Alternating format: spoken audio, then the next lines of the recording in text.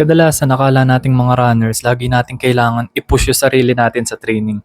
Kailangan laging all out, kailangan lagi tayong pagod after mag-training, kailangan masakit katawan natin para magkaroon tayo ng progress. Di ko sinasabing mali siya, pero not all the time magandang bagay siya. Yung progress, nanggagaling siya sa adaptation during recovery. Hindi siya nanggagaling during training. Hindi naman tayo lumalakas dahil doon.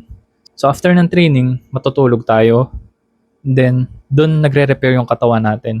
Yung nangyayari habang nagre-repair yung katawan natin, yung bumabalik na muscle fiber sa atin is mas malakas na compared doon sa nasira.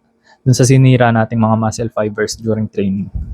So yung training, it's all about training smart. It's not always about training hard.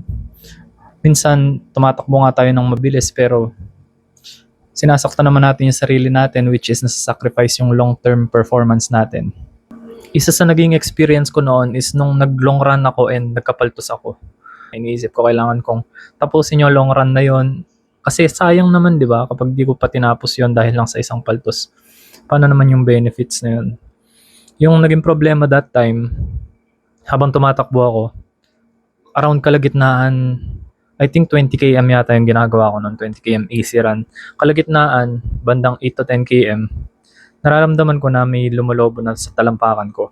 And masakit na siya. Sa isip ko, kaya ko naman itong tiisin hanggang matapos ko yung buong long run. Titiisin ko na lang.